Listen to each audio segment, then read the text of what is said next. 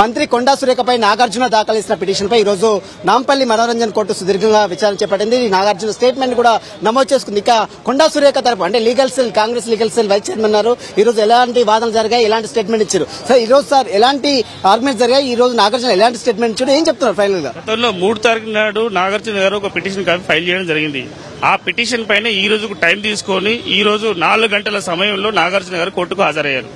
కోర్టుకు హాజరైనాక స్టేట్మెంట్ల గౌరవ న్యాయవాది గారు, మా హానరబుల్ న్యాయవాది గారు ఏం చేసిండ్రో ఆ న్యాయవాది ఇచ్చిన స్టేట్మెంట్ చెప్పడానికి కూడా ఆయనకు తెలుసు. ఎందుకంటే ఇచ్చిన రికార్డెడ్ స్టేట్మెంట్ అంటే తెలియంది ఆయనకు, అంటే డ్రాఫ్టింగ్ ఇచ్చిన మెసేజ్ కూడా ఆయన చెప్పడానికి కోర్టుకు చెప్పడానికి ఆయనకు అవకాశం లేదు. అదేవిధంగా LW2 అసలు ఆమె ఏం చెప్తుందో కోర్టుకు ఎందుకు వచ్చిందో కూడా ఆమెకు అర్థం కాలేదు. ఎందుకంటే ఇక్కడ స్టేట్మెంట్ ఉన్నది, చదవండి ఒకసారి కావాల్స్తే.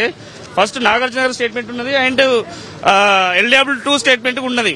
సో దాంట్లో వాళ్ళకి నిజాలు లేవు. నెక్స్ట్ ఇది కొండా సురేఖ గారికి అనుకూలంగా ఉంటుంది. డెఫినెట్ గా మేము న్యాయంపై కొట్లాడతామని చెప్పి చెప్తున్నాం. ఇచ్చిన స్టేట్మెంట్ ని బేస్ చేసుకుని మీరు కూడా వాదనలు వినిపించే అవకాశం ఉందంటారా? డెఫినెట్లీ వినిపిస్తామండి. మేము వకాలత్ వేస్తాము. డెఫినెట్లీ మేము మా తరఫున మాకు ఒక అవకాశం ఇవ్వండి అని చెప్పి గౌరవ న్యాయమూర్తిని కోరినాము. ఆమె కూడా అవకాశం ఇస్తా అన్నారు. డెఫినెట్లీ మేము ఫైట్ చేస్తాము.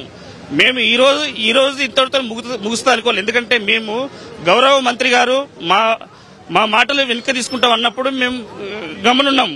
ఇప్పుడు వాళ్ళు కోర్టు వరకు వచ్చినాక మేము ఎందుకు ఊరుకుంటామండి? మేము కూడా డెఫినెట్లీ మేము ఫైట్ చేస్తాము. డెఫినెట్లీ మా పార్టీ పక్షాన, మా నాయకుల పక్షాన మేము నిలబడతాం. ఇచ్చినటువంటి స్టేట్మెంట్ తో ఈరోజు కోర్టు సంతృప్తి చెందిందంటారా? అదే చెప్తున్నా, కోర్టు సంతృప్తి చెందలేదు. ఎందుకంటే స్టేట్మెంట్ వాళ్ళు ఇచ్చిన కంప్లైంట్ వేరున్నది, స్టేట్మెంట్ వేరున్నది. సో ఇద్దరి మధ్యలో కాంట్రడిక్షన్ ఉంది. సో చెప్పడానికి కూడా వాళ్ళకి రావడం లేదు. ఏం జరిగిందమ్మంటే మధ్యలో అడ్వకేట్ గారు మధ్యలో వేరే వాళ్ళు చెప్పడం జరుగుతుంది, వచ్చిన వాళ్ళు చెప్పడం జరుగుతుంది. కానీ ఆమెకు ఏం చెప్పాలో కూడా మాకు అర్థం అవ్వట్లేదు. విషయంలో 2 సాక్షులు పెట్టారు కదా, కేవలం ఒక్క సాక్షి మాత్రమే విచారణ. అయితే దీంట్లో 2 సాక్షులు పెట్టారు ప్లస్ నాగార్జున గారు ఉన్నారు కదా. దీంట్లో కాంట్రడిక్షన్ వస్తున్నది. అంటే ఒకదానికి పోలిక లేకుండా చెప్తున్నారు. పోలికలు లేకుండా చెప్పడం వల్ల ఆ కాంట్రడిక్షన్ కేసు ఎగిరిపోతుందని భయంతో వాళ్ళు ఏం చెప్పలేకపోతున్నారు. తదుపరి విచారణ ఎప్పటికి వాయిదా వేసింది? కోర్టు మంత్రికి ఏమైనా సమాధానం చేసే అవకాశం ఉందా? ఇప్పుడు 10th రోజు కన్సిడరేషన్, అంటే వీళ్ళు ఇచ్చిన స్టేట్మెంట్ కన్సిడర్ చేయాలా, వాయిదా వేయాలా, లేకుంటే యాక్సెప్ట్ చేయాలా అనేది కోర్టు నిర్ణయిస్తుంది. సో 10th రోజు మళ్ళీ ఉన్నది. 10వ తారీఖు మళ్ళీ మీరు వాదనలు వినిపిస్తారా కాంగ్రెస్ లీగల్ సెల్ తరఫున?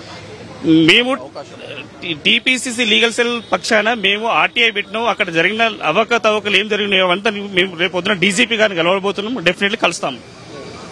మొత్తం మీద మంత్రి కొండా సురేఖపై నాగార్జున దాఖలు చేసిన క్రిమినల్ దావా పిటిషన్ పై ఈరోజు కోర్టు నాగార్జున స్టేట్మెంట్ తో పాటు తన సాక్షి LW2 స్టేట్మెంట్ కూడా నమోదు చేసుకుంటుంది. అయితే LW2 సాక్షి వాంగ్మూలంపై కొంత అసహనం వ్యక్తం చేసినట్లు కూడా తెలుస్తుంది. ఎందుకంటే ఆమె ప్రాపర్ గా ప్రిపేర్ కాలేదు కాబట్టి కొన్ని కోర్టు అడిగిన ప్రశ్నలకు కొంత దాడి వేసే ప్రయత్నం చేసిందని అటు కాంగ్రెస్ లీగల్ సెల్ న్యాయవాది తిరుపతి వర్మ చెప్తున్నారు. మొత్తం మీద దీనిపై కోర్టు మళ్ళీ 10వ తారీఖు వాయిదా వేసింది. వీరు ఇచ్చినటువంటి స్టేట్మెంట్ ని మరి కన్సిడర్ చేయాలా వద్దా, ఒకవేళ చేస్తే మరి కొండా సురేఖకు సమాన్లు జారీ చేసి మళ్ళీ ఆమె యొక్క స్టేట్మెంట్ కూడా నమోదు చేసుకుంటారా లేదా అని మాత్రం ఈ నెల 10వ తారీఖున ఒక పూర్తి క్లారిటీ కూడా వచ్చే అవకాశం ఉంది.